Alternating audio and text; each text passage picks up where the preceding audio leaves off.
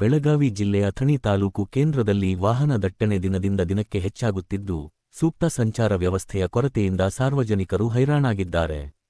ಅಥಣಿಯ ಅಂಬೇಡ್ಕರ್ ವೃತ್ತ, ದೇಸಾಯಿ ಸರ್ಕಲ್ ಹಾಗೂ Basaveshwara ವೃತ್ತಗಳಲ್ಲಿ traffic signal ವ್ಯವಸ್ಥೆ ಇಲ್ಲದಿರುವುದರಿಂದ ವಾಹನ ಸವಾರರು ಹಾಗೂ ಪಾದಚಾರಿಗಳು ಪ್ರತಿನಿತ್ಯ ಪರದಾಡುವ ಪರಿಸ್ಥಿತಿ ನಿರ್ಮಾಣವಾಗಿದೆ.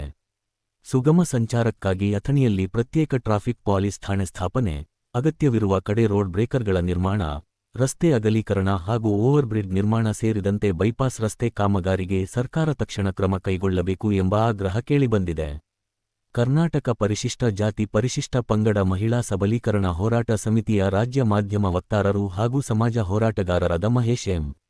ಶರ್ಮಾ ಮತ್ತು ಪ್ರವೀಣ್ ನಾಯಕ್ ಅವರು ಅಥಣಿಯ ಮೂಲಸೌಕರ್ಯ ಸಮಸ್ಯೆಗಳಿಗೆ ಶಾಶ್ವತ ಪರಿಹಾರ ಕಲ್ಪಿಸುವಂತೆ ಒತ್ತಾಯಿಸಿದ್ದಾರೆ.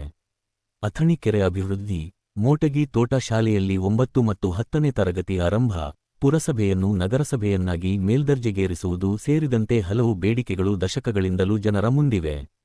ಇದರ ಜೊತೆಗೆ ಮುರುಗೇಂದ್ರ ಶಿವಯೋಗಿ ರೈಲ್ವೆ ನಿಲ್ದಾಣ, ಸಿದ್ದೇಶ್ವರ ವಿಮಾನ ನಿಲ್ದಾಣ, ಜಿಲ್ಲೆಯ ಪ್ರಮುಖ ಸರ್ಕಾರಿ ಕಚೇರಿಗಳ ಸ್ಥಾಪನೆ ಹಾಗೂ ಅಥಣಿಯನ್ನು ಜಿಲ್ಲಾ ಕೇಂದ್ರವನ್ನಾಗಿ ಘೋಷಿಸುವಂತಹ ಮಹತ್ವಾಕಾಂಕ್ಷೆಯ ಬೇಡಿಕೆಗಳಿಗೂ ಜನಪ್ರತಿನಿಧಿಗಳು ಸ್ಪಂದಿಸಬೇಕು ಎಂಬ ಒತ್ತಡ ಹೆಚ್ಚಾಗಿದೆ. ಅಥಣಿ ತಾಲೂಕಿನ ಈ ಎಲ್ಲಾ ಪ್ರಮುಖ ಬೇಡಿಕೆಗಳು ಮತ್ತು ಸಮಸ್ಯೆಗಳನ್ನು ವಿಧಾನಸಭೆ ಹಾಗೂ ಸಂಸತ್ ಅಧಿವೇಶನಗಳಲ್ಲಿ ಪ್ರಸ್ತಾಪಿಸಿ ರಾಜ್ಯ ಮತ್ತು ಕೇಂದ್ರ ಸರ್ಕಾರಗಳು ಶಾಶ್ವತ ಪರಿಹಾರ ಕಲ್ಪಿಸಬೇಕು ಎಂಬುದು ಸಾರ್ವಜನಿಕರ ಒತ್ತಾಯ.